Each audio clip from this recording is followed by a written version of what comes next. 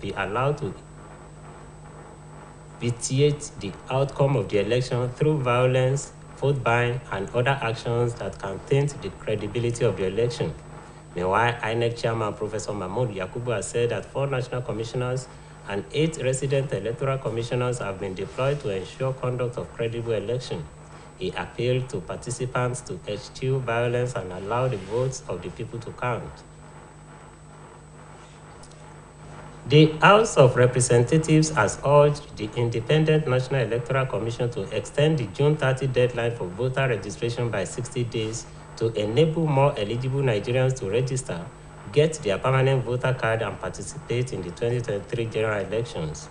The House also mandated its Committee on Electoral Matters to engage with INEC to examine and provide solutions to the shortage of registration machines and manpower. The engagement is to also see to the deployment of an additional 30 voter registration machines in each of the 774 local government areas, train and deploy ad hoc staff to improve the shortage of manpower at registration centers and provide the security for the ad hoc staff. The committee is to report back within 2 weeks for further legislative action. Similarly, the House of Representatives has concluded plans to override President Muhammadu Buhari on Section 84, Subsection 8 of the Electoral Act 2022, which seeks to provide for statutory delegates at the meetings, congresses, and conventions of political parties. To achieve this, Speaker of the House, Femi Gbajabiamila, called on members willing to move a motion for the chamber to override Buhari's veto to do so anytime from tomorrow.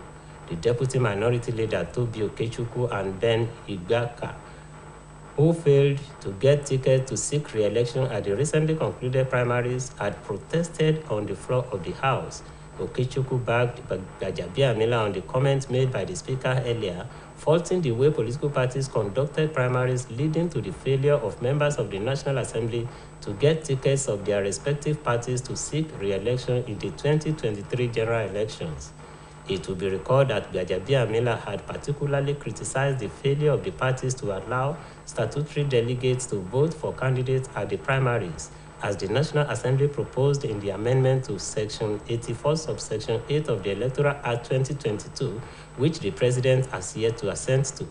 The lawmaker noted that Gbajabiamila, despite showing good leadership of the House, will only be judged by Nigerians based on the laws passed that better their lot. Asiwaju Bola Ahmed Tinubu has been described as a visionary leader with necessary requisites to redeem Nigeria of its vices and set it on a path to global reckoning. Secretary of the All Progressives Congress in Osun State, Alhaji Kamadun Halau, stated this in a congratulatory message to Asiwaju Tinubu on his emergence as the presidential flag bearer of the APC. He commended the National Working Committee of the party for ensuring a level playing ground that produced the presidential candidate of the party. Alhaji Halau, who acknowledged the supportive role of Osun delegates at the just concluded primaries, maintained that the gesture was an indication of oneness of Osun APC under the chairmanship of Prince Gboyega Famodun. He, however, enjoined party faithful to brace up for the challenge in the build-up to the next month governorship election in the state, so as to ensure victory for the second coming of Governor Adegboyega Oyetola.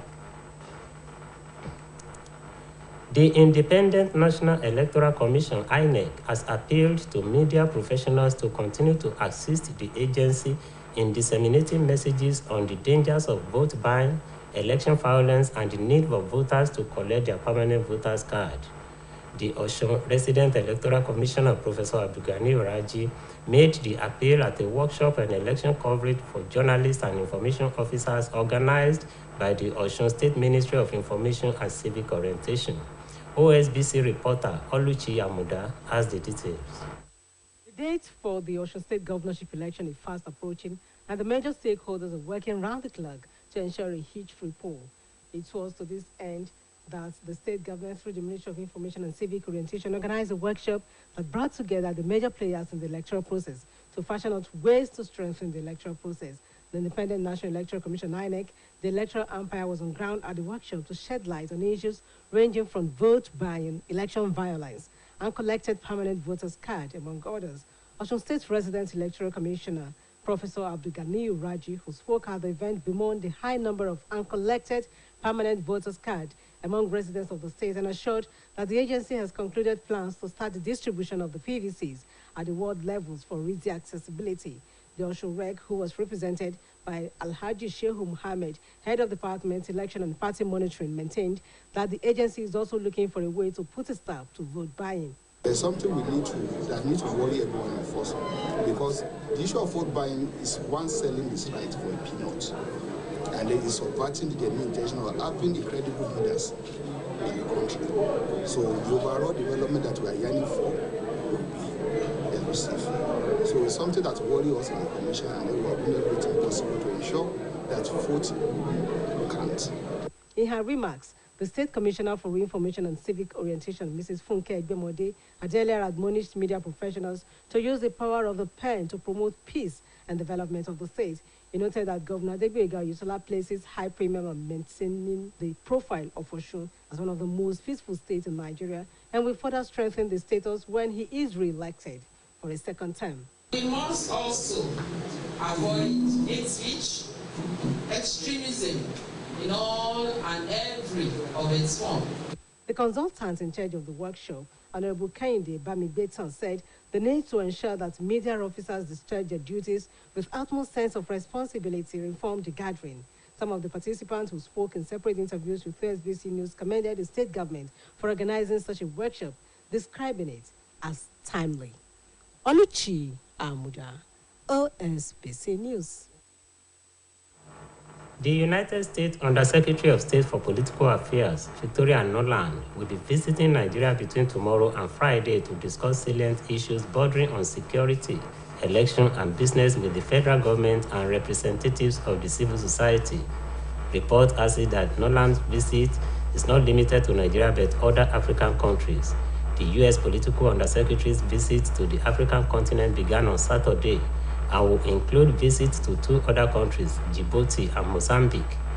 Throughout the trip, the Undersecretary will highlight the important work the U.S. is doing with African and international partners to shore up global food security and health. Experts have called on the federal government and other stakeholders in the economic sector to go back to the drawing board and map out ways and solutions to the problems facing the nation's economy.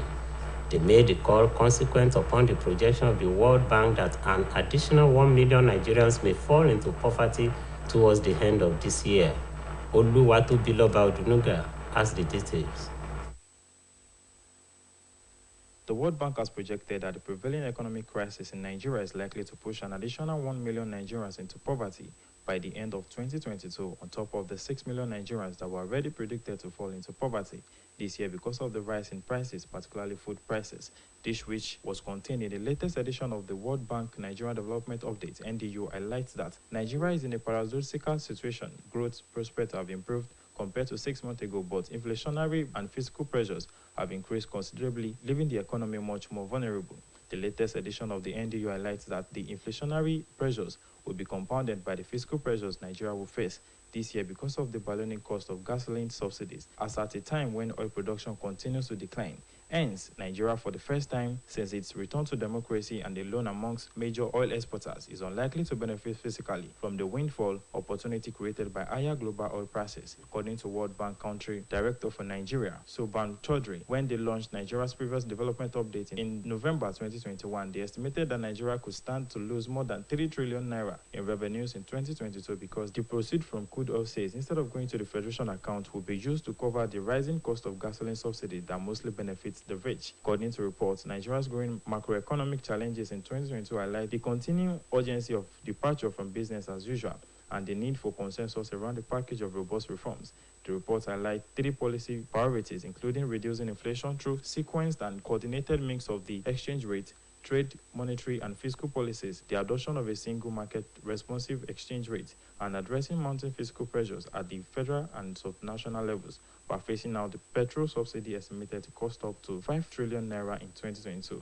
In addition to assessing Nigeria's economic situation, the edition of the NDU also cast a spotlight on the unintended effect of Nigeria's trade restrictions, the importance of investing in adolescent girls to diffuse Nigeria's demographic time bomb, and the imperative of bringing Nigerians out of school children back to school. Speaking on the causes for the warning against the project in separate interviews, economists including Dr. Inka Anjus and Professor Kehinde Olusegun maintain that the issues affecting Nigeria's economy is known to both the governed and the government, noting that the causes include the insecurity, adding to why farmers cannot farm as usual, inadequate supply of water and energy, poor education system, and poor healthcare deliveries. One major cause is the fact that we depended and we still depend on a monolithic economy, our income from our crude oil. What is wrong with us? I don't know. We have greatest abundance of resources. Put this on quote, the most blessed country in the whole world, not even US, is Nigeria. But our leaders, I don't know what's wrong. Our managers, the managers of our economy are sleeping. Let me reel out what we are missing.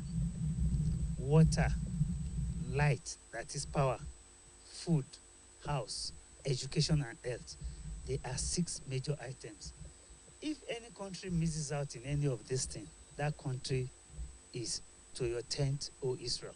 And Nigeria is now one of them. We know that right now, prices, in fact, global prices generally are skyrocketing, okay? The challenge between Russia and Ukraine is a serious challenge that is threatening energy and precipitating crisis in the energy sector across the world because of the issue of gas, fuel, and the rest of it. And we also know, if we bring it down even to Nigeria, Nigeria has multifaceted challenges that if we're not careful right now, people are going through hard times. People are migrating, not because they want to live go away from where they are originating from, but simply because things are more difficult. And they know, the Western world understands that when a problem arises in a country, especially in third world countries, they want to go to Europe, they want to go to America. So they know that it's going to pose security challenges for them too. So they, in advance, the Bretton Woods institutions are quickly making those comments so that people can pay particular attention, to the crisis that we have at the moment. The duo, speaking on the possible way to avert these foreseen circumstances, maintain that the government only depends on a monolithic economy, which is not supposed to be so, stressing that there is need for the government to step up their games in redirecting physical resources to investments in infrastructure facilities, education, and health services, including the stability of the distribution of energy and catalyzing private investment to boost job creation by improving the transparency of key government to business services and eliminating trade restrictions.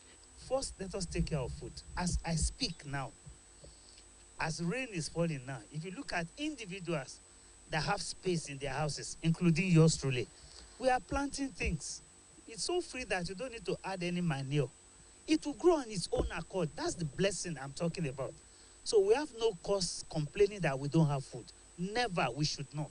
So both the governed and the government should do a rethink to do something about food. We have no cause to claim that our foods are scarce.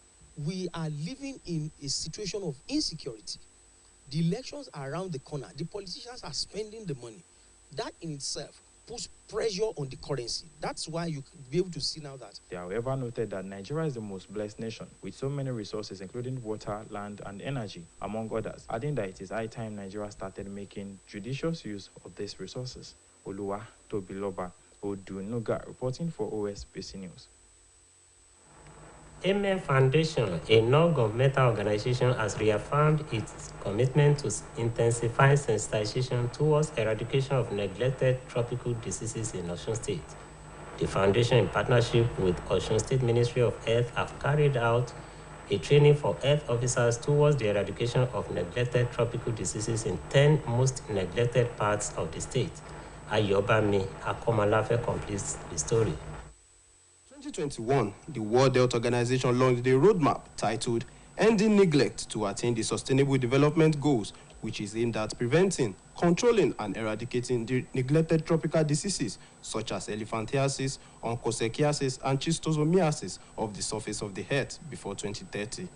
Neglected tropical diseases are communicable diseases that prevail in tropical countries and affect populations living in poverty who are in close contact with infectious vectors.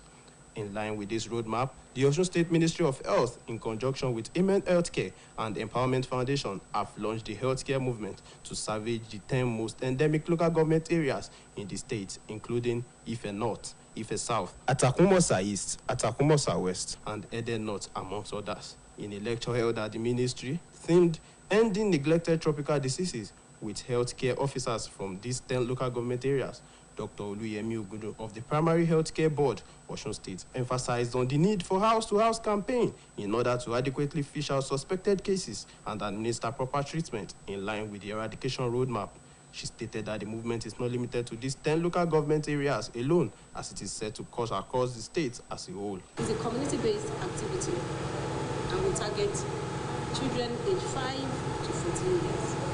So it's expected for them, as they have come to freshen their knowledge and their administrative skill on how to go about distributing these drugs to, that is mebendazole antiparasitic drugs, to eligible children. Speaking with OSBC, the president of Amen Foundation, Mrs. Rita Oguntoyinbo, stated that this foundation is passionately committed towards improving the health of those infected with these diseases. We've been working with the state to distribute medicines across all 30 LGs in order to prevent onchocerciasis, lymphatic filariasis, soil-transmitted helminths, and schistosomiasis. Speaking in the same vein, the state coordinator of the foundation, Mr. Emmanuel Mariri, explained that the healthcare officers have been empowered with both intellectual and physical needs to ensure the success of this movement. Some of the healthcare officers who spoke in separate interviews with OSBC News expressed their gratitude to the state government and the foundation for such a movement, as it is pivotal in ensuring a disease-free state. This is just as they promise to be committed to their duties, hoping that they will record 100% success in achieving the desired result. Ayobami Akomolafe, reporting for OSBC. The World Health Organization has said it will hold an emergency meeting next week to determine whether to classify the global monkeypox outbreak as a public health emergency of international concern. The UN agency is also working to change the name of the disease, which was long confined to Western and Central Africa until more than 1,000 cases were detected in dozens of countries across the world over the last 2 months. World Health Organization Chief Tedros Ghebreyesus told newsmen that the outbreak of monkeypox is unusual and concerning. He added that the WHO is also working with partners and experts from around the world on changing the name of monkeypox virus and the disease it causes. The announcement came after more than 30 scientists wrote last week that there is an urgent need for a non-discriminatory and non-stigmatizing nomenclature for monkeypox. Is clearly unusual and concerning. It's for that reason that I have decided to convene the emergency committee under the international health regulations next week to assess whether this outbreak represents a public health emergency of international concern. The Executive Secretary of Osun State, Mr. Dioye Bakare, has hinted that the current nationwide stakeholders meeting in Kano State will produce a far-reaching solution to the problems of out-of-school children in the country. Mr. Bakare, who is also a participant at the meeting, observed the theme, rethinking the approach of addressing the challenges of out-of-school phenomenon in Nigeria as apt and timely. He noted the efforts of the federal government at ensuring that all Nigerian children, irrespective of their backgrounds, have equal and unhindered access to quality basic education. At the meeting being attended by SUBEB chairmen throughout Nigeria alongside top management of UBEC, the Minister of Education, Malam Adamu noted with delight that the focus of the meeting on Nigerian child whose success and progress underpins the overall progress of the nation and serves as hope for future generations is well chosen. According to him, it could not have come at a better time than now, when situated against the backdrop of President Buhari's resolve to give a total rebirth to the education sector. The striking Academic Staff Union of Universities has said it is awaiting the response of the federal government on its demand. It will be recalled that the federal government's renegotiation committee headed by Professor Nimi Briggs met with ASU leadership in continuation of the renegotiation of the FGN ASU 2009 agreement with the 4 university unions, which are all currently on strike. The president of ASU, Professor Emmanuel Oshodeke, told newsmen that the meeting was fair, saying they were expecting the government to respond to the issues they discussed with the committee. Meanwhile, the National Executive Council of the Colleges of Education Academic Staff Union has declared a 1-month strike with immediate effect. The union disclosed this in a statement signed by its president, Dr. Smart Olugbeko, and General Secretary, Dr. Ahmed Lawan, which was made available to newsmen. While asking all members of the academic staff in all colleges of education, both federal and state, to withdraw from all statutory duties without exemption, the union also asked all state-owned colleges already on industrial action to press home local demands to impress on their respective management that the local strike shall continue in the unexpected event that their local issues remain unresolved by the end of the nationwide strike. Reports has it that the Minister of Education, Adamu, had promised to look into the 3 areas surrounding the grievances of Kwesu and others. He had also promised to set up a committee to look into all the issues. Troops of the 26th Task Force Brigade has found one Mrs. Mary Ngoshi, who, according to the Nigerian Army, is believed to be one of the kidnapped girls from Government Girls Secondary School, Chibok, in 2014. Mrs. Ngoshi, who was found with a child believed to be hers, was intercepted by the troops while on patrol around Ngoshi in Borno State. This is contained in a tweet posted by the Nigerian Army on its social media handle this morning. Meanwhile, troops of Operation Desert Sanity and the Civilian Joint Task Forces have neutralized terrorists of the Islamic State West Africa province in an ongoing offensive onslaught in Borno State. The army says camps and markets belonging to the terrorists have been destroyed in the ongoing operation, as they recovered weapons amongst others in the operation. You are now welcome to our sports segment.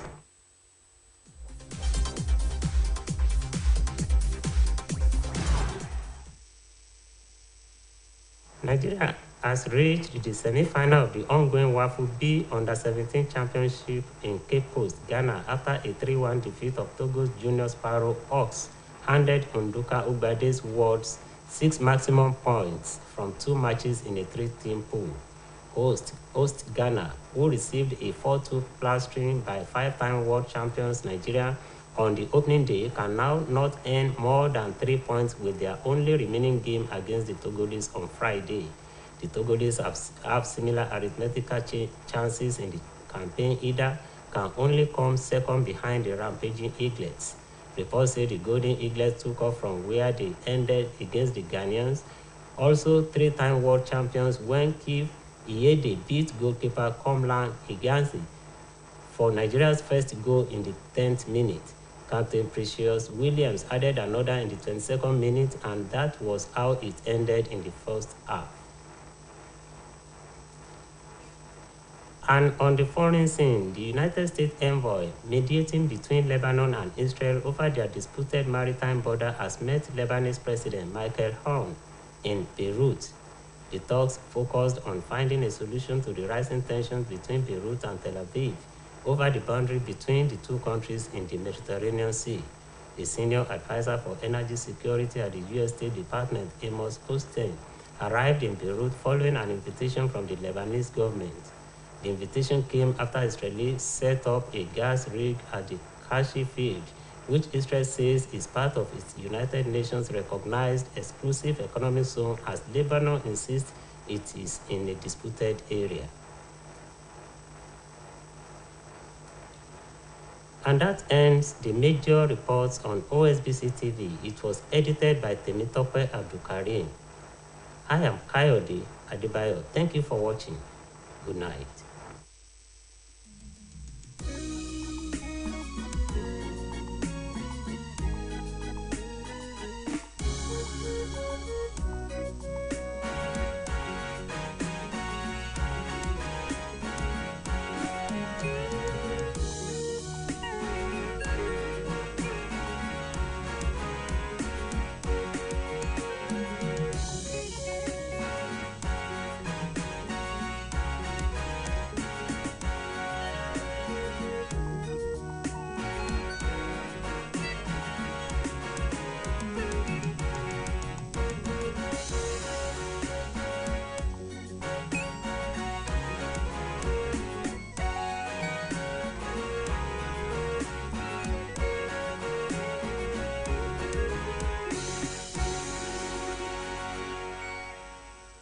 Star Time ti dé pẹ̀lú eré alárinrin white